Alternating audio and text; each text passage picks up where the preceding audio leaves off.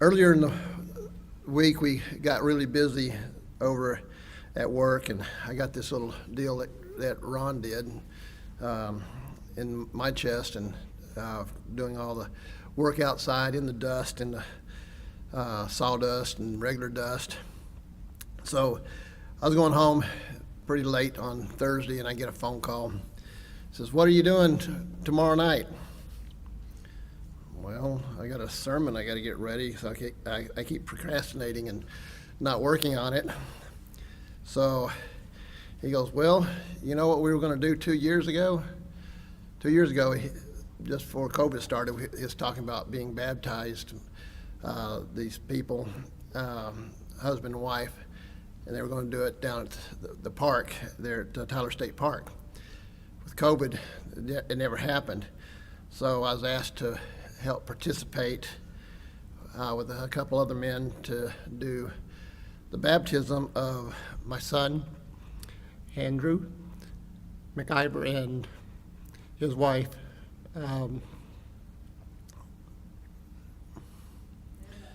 I know, it has to come out, Anna Peterson McIver. Didn't know it was going to be as emotional as it was, but it's good to have our kids being able to come to this in life, and it was good. It was got home late last night afterwards, and it was a really happy day. So, thank you. So he was baptized with what he said was his best friend, a true friend that he's known as he grew up. So I want to start in 1 Samuel 18, 1 through 4.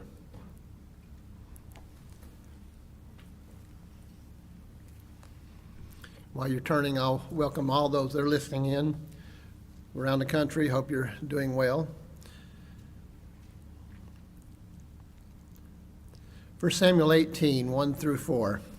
And it came to pass, when he had made an end of speaking unto Saul, that the soul of Jonathan was knit with the soul of David. And Jonathan loved him as his own soul. And Saul took him that day, and would let him go no more home to his father's house. Then Jonathan and David made a covenant, because he loved him as his own soul. And Jonathan stripped himself of the robe that was upon him, and gave it to David, and his garments, even to his sword, and his bow, and his girdle. I'm ready to read a few comments to introduce, friends. We all have friends. We all are friends people. I'm not going to give who made the quote, because I can't prove exactly who made the quote. So I'll just use the quote that I found. One cannot always choose his vocation or surroundings in the world, but one can choose his friends. Another one, I would rather be chained in a dungeon, wrist to wrist with a Christian, than to live forever with the wicked in the sunshine of happiness. A man should keep his friendship in a state of constant repair. The man who has learned to keep his friendships in perfect repair is a very wise workman indeed. And this is Ralph Waldo Emerson, which I could trace back to him.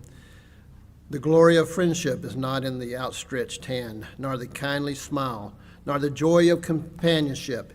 It is in the spiritual inspiration that comes to one when he discovers that someone else believes in him and is willing to trust him.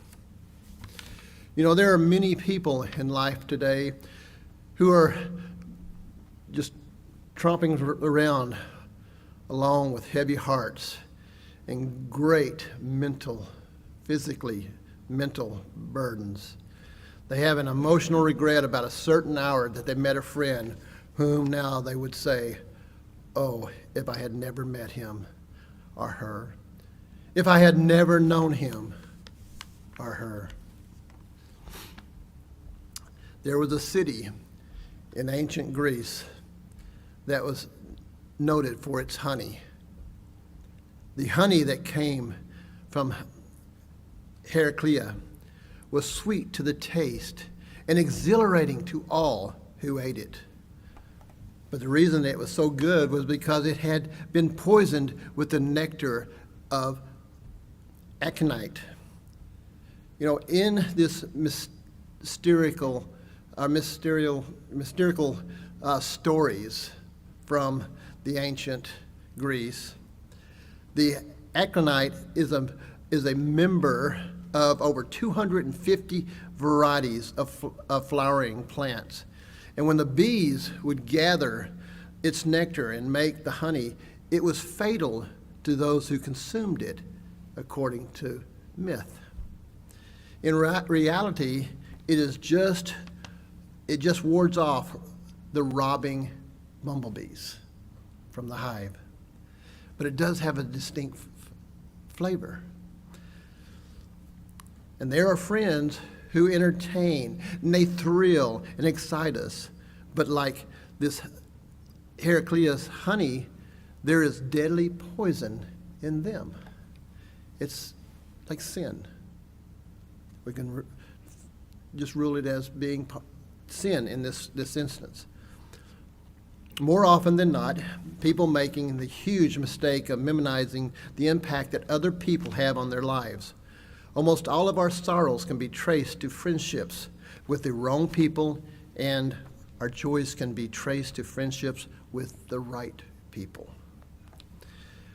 Let's look about biblical friends real quick.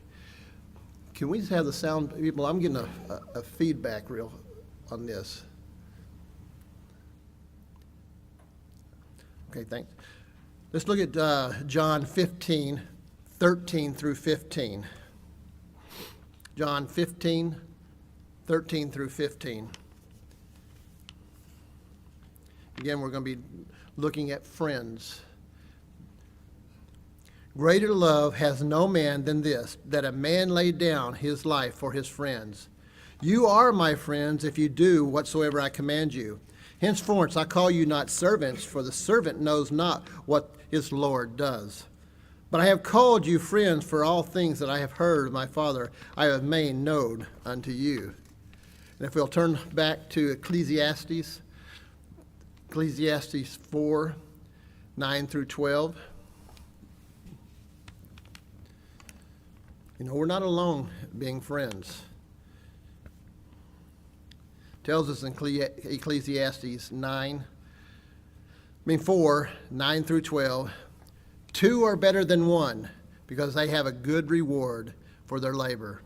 For it is, if they fall, the one will lift up his fellow, and woe to him that is alone when he falls, for he has not another to help him up. Again, if 2 lie together, then they have heat. But how can one be warm alone?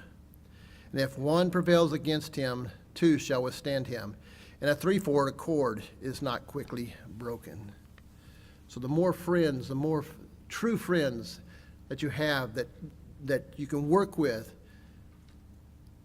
you can actually grow and overcome. It can't be broken as easily. The Proverbs show some characteristics about friendship. I'm going to basically, because I'm going to be doing about 7 of them. There's small little blurps, so I'm going to give you where they're at, and then you can put them in your notes, and then I'm just going to keep on going with them. Psalm 16:28 tells us friends will stick with you. That is Psalm 16:28. Friends will stick with you. Psalm 17:17 tells us friends will not jump ship when the going gets rough. And that's something that a lot of friends, they're not true friends. They're just goodwill friends. And when things get tough, they take off. Psalms 18:24 tells us friends are scarce.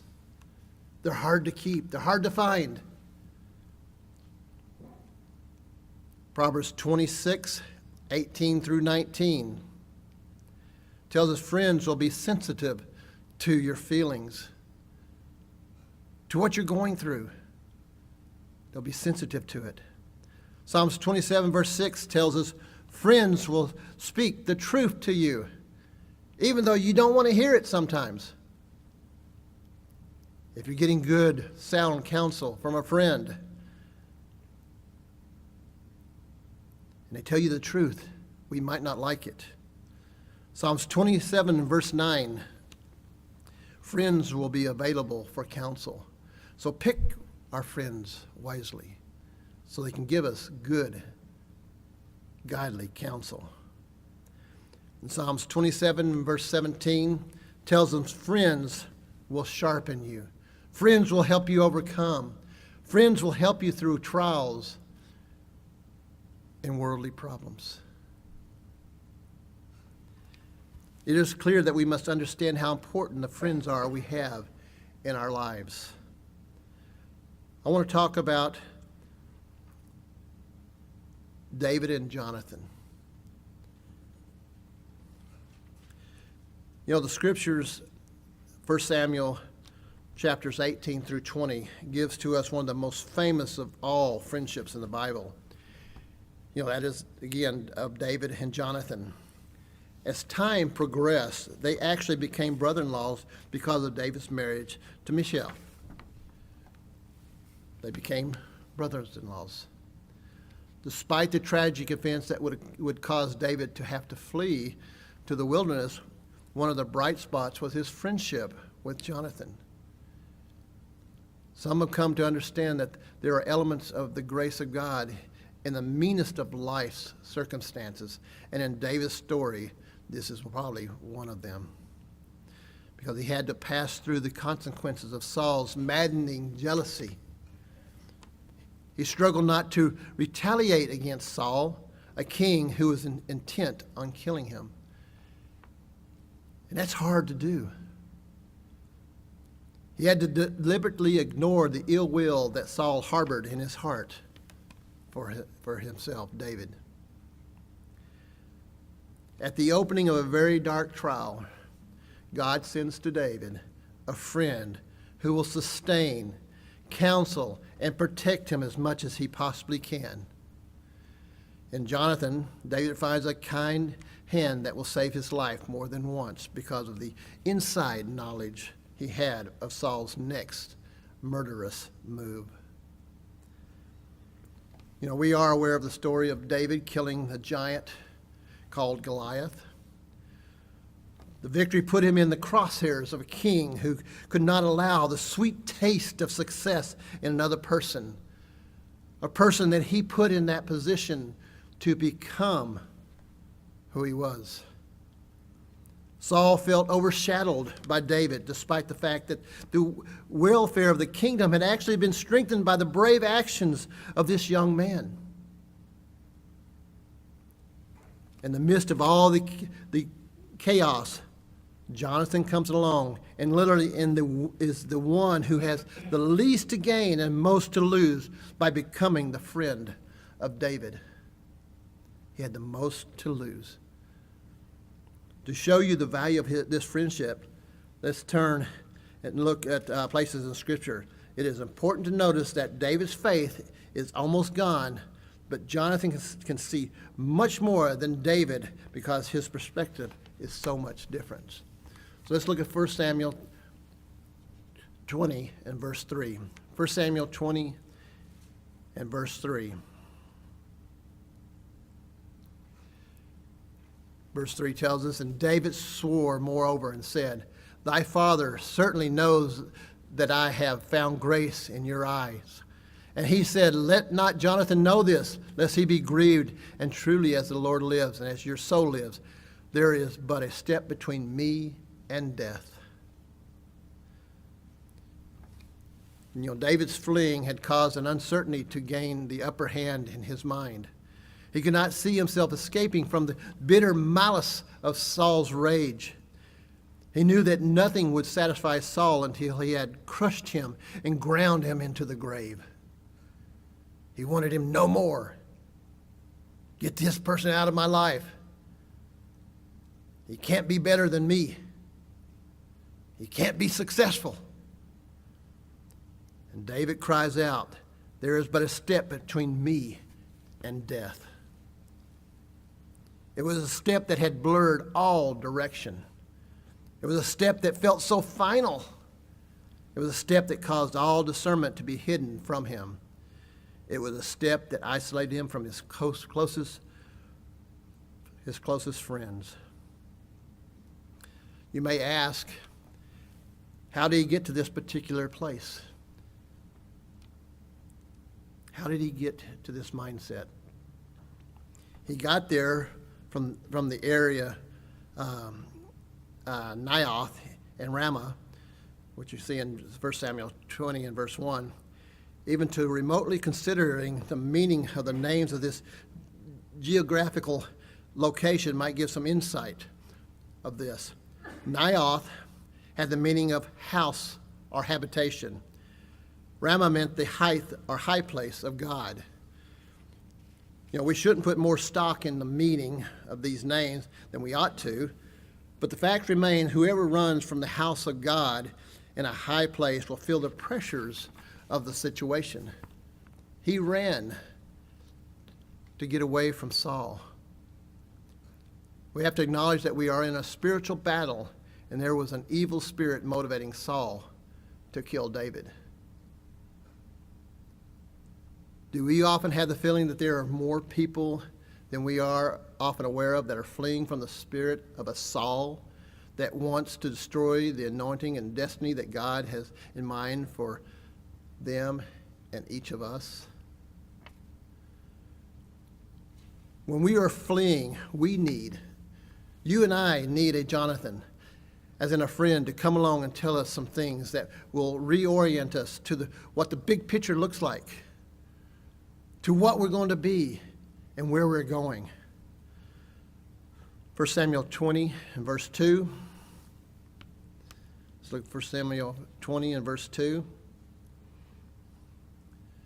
We all have to look at the big picture. And he said unto him, God forbid, thou shalt not die.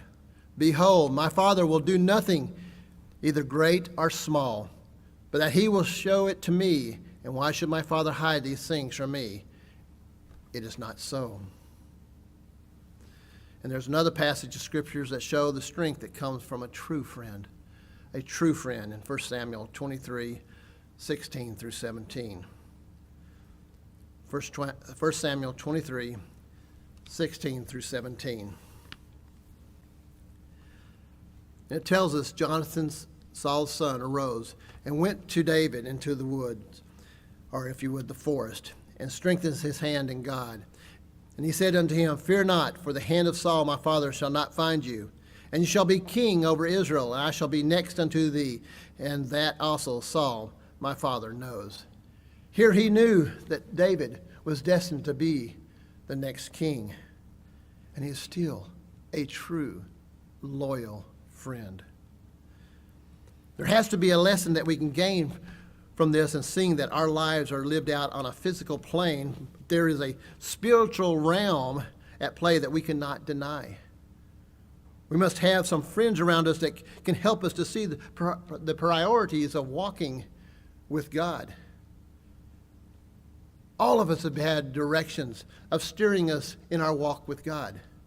We need those types of friends that will tell us, you're slipping. You really need to go this way. You need to go that way. And not just say it, but live it. While David is trying, to do what is right, like we all do, we see 4 distinct relationships that are involving in his life. He had a relationship of submission to Saul, trying to be a good citizen to the king. Also a relationship of friendship with Jonathan. A relationship of advancement as a hero in the eyes of Israel. The people loved David because of who he was and how he carried himself. People could see in him, and they wanted to be like him. And he also had a relationship of opposition with Saul that lasted for years. In all of these areas of life, God's hand is on David. His destiny has been determined, and with this destiny, God moves people in and out of his life like a chess master. If we can see that in David's life with clarity, then we should have the same faith to believe in our own lives. God will move people, or if you would, friends, in and out of our lives. And some of it hurts. Through all of this, Jonathan is a true friend. Let's look at 1 Samuel 18 and verse 1. 1 Samuel 18 and verse 1.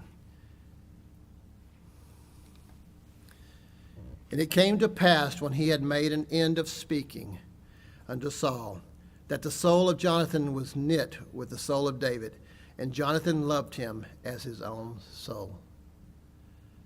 Notice the description that is used in the King James. The soul of Jonathan was knit with the soul of David. And the Lang's commentary notes the word knit is to literally give the idea of a steel chain that has its links joined together. A steel chain that is linked together. It is the plan of God for souls, you and I, to be knitted together in friendship. All of us ought to go about our days looking for someone to be a Jonathan for, and by the same token, all of us will fall into the category of being a David. We all need a Jonathan. There are some characteristics about this friendship that are worth visiting. Let's look at 1 Samuel 18 and verse 4. 1 Samuel 18 and verse 4. You know, what did Jonathan sacrifice to be a friend of David? To be a counselor of David, a protector of David. 1 Samuel 18 and verse 4. And Jonathan stripped himself of the robe that was upon him and gave it to David, and his garments, even to his sword and his bow and to his girdle. You know, Jonathan wanted to give to David something that belonged to him, but even more than that, it was something that had meaning to it. Jonathan passed along to David a robe that had come from the royal court, and then he gave him his weapons. In a sense, Jonathan was giving David a robe that would help him gain access to the inner royal courts. It added to his statue because it was an endorsement coming from the prince of the kingdom. But the gift of the weapons of Jonathan proved that he was also interested in David being able to survive the attacks that would come in the wilderness. When he was fleeing, he wanted to make sure he had the weaponry to survive. No matter what enemy may have determined to kill David, his friend had equipped him to the fight. Made sure that he is trained well to defend himself. You know, Jonathan already proved himself as a warrior. He and his arm bearer had fought with the Philistines and turned them all back. You know, there is something to be said for a friend who can open us up to us a world of royalty, and at the same time equip us for the war of worship. Do we ever worship as God and Jesus Christ being our friend, being our Jonathan?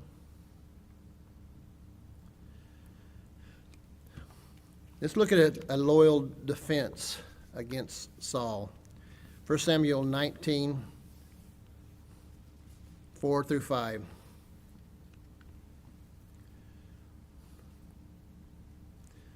You know, it's hard to go against a family member and defend someone against a family member and take their side. But it tells us, and Jonathan spoke good of David unto Saul his father, and said unto him, let not the king sin against the servant, against David. because he hath not sinned against you, and because his works have been to thee toward thee very good. For he did put his life in his hands, and slew the Philistines, and the Lord wrought a great salvation for all Israel. You saw it and did rejoice. Wherefore then will you sin against innocent blood, to slay David without a cause? He's going to his father for his friend to petition for. Why? Jonathan proved to be a strong friend when he spoke up on behalf of David in front of Saul. In fact, he spoke up to his father and told him that he was wrong about David, and then went as far as to rebuke Saul for his attitude. That could have got his son thrown out of the courts. Saul could have thrown his son out of the courts. And Jonathan would not have been a true friend to David. He would have begun to undermine him so that Saul would put even more pressure on David. If he was not a true friend, he could have, what we call now, backstab someone, backstab Jonathan. But Jonathan refused to allow himself to be drawn into pettiness, envy, and jealousy. He could have been so easily for Jonathan to let that take place if he would have been motivated to have the crown for himself. Jonathan saw the picture and knew that David was to be the next king. But he didn't try to manipulate it for himself. Even in this setting, we can see the grace of God in action for David. It could have been so easily for Jonathan to think of what opportunities he was going to miss.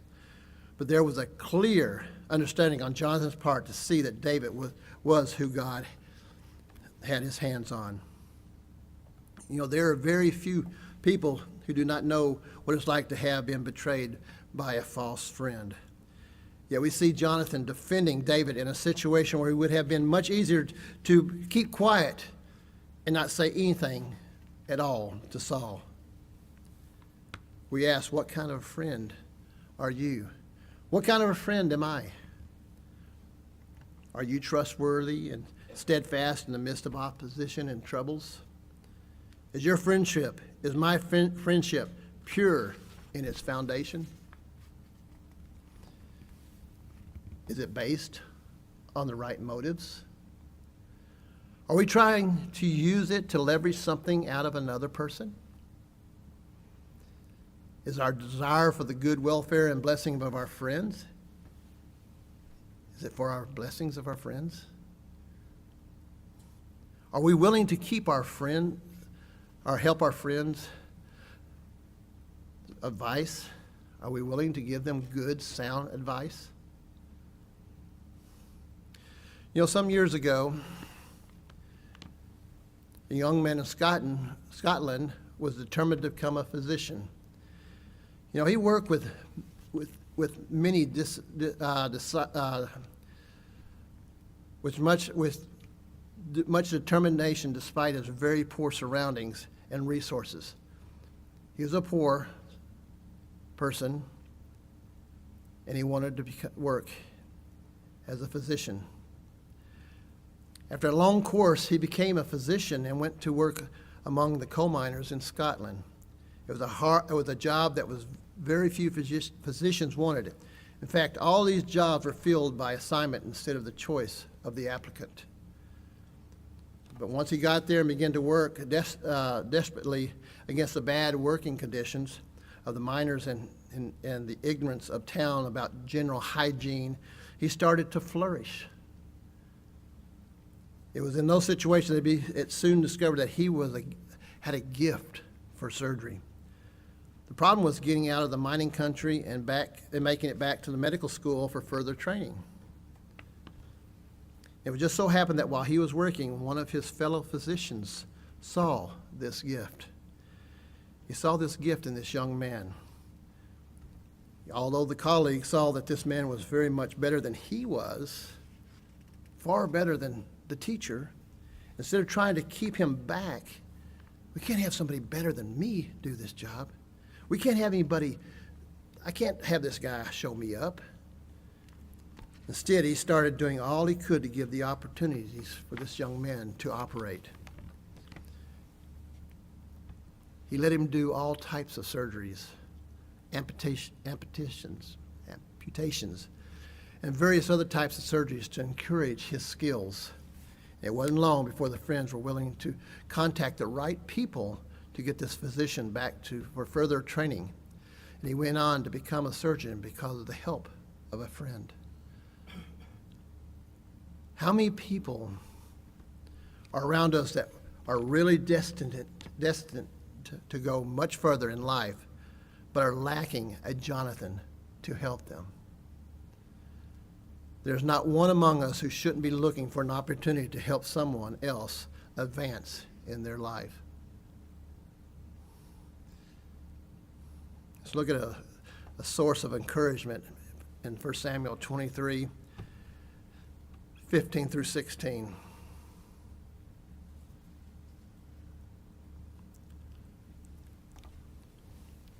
First Samuel 23, 15 through 16.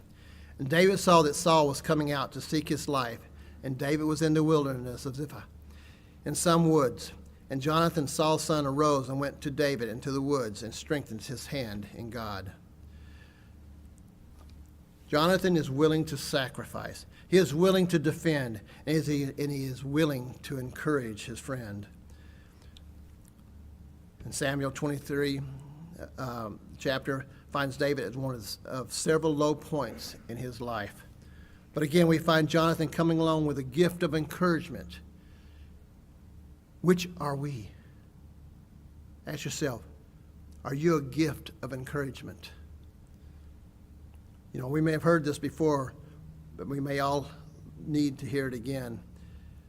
Let's read a poem by Ella Wheeler Wilcox, titled, Which Are You?